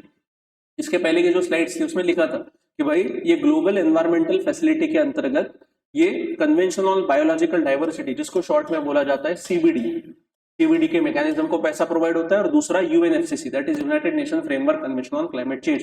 ये दोनों इनिशिएटिव्स को पैसा ग्लोबल एनवायरमेंटल फैसिलिटी के अंतर्गत दिया जाता है। तो फर्स्ट स्टेटमेंट इज करेक्ट।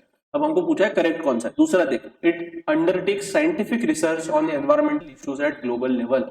कहां पे मैंने ये बोला नहीं कि भाई ये साइंटिफिक रिसर्च करता है, ये क्या है, सिर्फ एक फाइनेंशियल मैकेनिज्म प्रोवाइड करता है। तो दूसरा स्टेटमेंट रॉन्ग है। तीसरा, it is an agency under OECD. अभी मैंने बताया ये एजेंसी किसके अंतर्गत काम करती है, इसको बनाया गया अर्थ समिट में। अर्थ समिट 1992 में रियो डी जेनेरियो में जो हुआ था उसके अंतर्गत बनी है। और इसको मैनेज कौन करते हैं, तो तीन संस्था है, World Bank, United Nation environmental program और United Nation developmental program, UNDP, UNEP और वर्ल्ड बैंक। मतलब ओईसीडी का और इसका कुछ भी वास्ता नहीं है, कुछ भी रिलेशन नहीं है। और बोथ ए एंड बी तो साफ तौर से गलत है, ये भी नहीं हो सकता। मतलब the correct answer of this statement is a. ठीक है, तो देखो कभी कभी ना ऐसे डायरेक्ट क्वेश्चन भी यूपीएससी पूछता है, so be prepared for this also. और ये कैसा है ना, ये क्वेश्चन बेटा फुल टॉस होता है। फुल टॉस मतलब फुल टॉस आ गया तो आप कैसे भी आराम से खेल सकते हो। तो वैसे वाला बॉल है कि अगर ये बॉल आया तो आपका ये बॉल पे चौका जाना ही चाहिए, ध्यान में रखना। क्योंकि ऐसे सिंपल क्वेश्चन पे अगर आप मार्क नहीं स्कोर करोगे, सो बाकी के जो टफ क्वेश्चन अगर आते हैं तो it is very hard to score on such kind of an questions कि दोज आर ट्रिकी वन। ठीक है, और वैसे अगर क्वेश्चन आ गया तो फिर तो थोड़ा बहुत टफ जाता ही, बट ऐसा क्वेश्चन आया तो ट्राई टू बी 100% श्योर। और कब श्योर होगा, जब अपने पास बेसिक नॉलेज रहेगा तो तब जाके तो हो ही जाएंगे। बट अगेन अगर आप ये मान लो आपको पहला ऑप्शन पता ही नहीं था, पर दूसरा और तीसरा ऑप्शन भी अगर आपको मतलब एक बार आपने पढ़ा है इसके बारे में कहाँ पे, तो भी तो ये दूसरा तीसरा तो वैसे ही कट होता है, और ए एंड बी तो हो ही नहीं सकते। उसके वैसे भी लॉजिक के लगा के आप इसका आंसर फाइंड आउट कर सकते हैं। Is it clear to everyone. ठीक है, उसके बाद United Nation convention on environmental development, so earth summit. ठीक है, so guys we will do one thing, we will start from this topic on tomorrow's lecture. ठीक है, तो यहाँ तक जितना पढ़ा है उतना समझा है सबको। कल के लेक्चर में हम लोग एक काम करते हैं, we will first of all rhythm आ ही गया है, तो ये और आगे का जो है कौन से ट्रीटीज हुए क्या हुए कल लेक्चर में खत्म कर लेंगे। और उसके नेक्स्ट लेक्चर में will discuss the paper, because एक बार ये टॉपिक खत्म होता है मतलब आपका मेजर सेक्शन, मेजर चंक खत्म हो जाएगा। तो उसके बाद फिर बाकी बचे हुए टॉपिक्स हम लोग फर्दर लेक्चर्स में ले लेंगे। मतलब पेपर डिस्कशन कल नहीं करते हुए परसों कर लेंगे। Is it clear to everyone, समझा। आज इतना पढ़ा है, किसी को डाउट है, एनीबॉडी। तो सी आपको सिर्फ क्या करना है ना, आपको जो जो मैंने होमवर्क बताया, अब देखो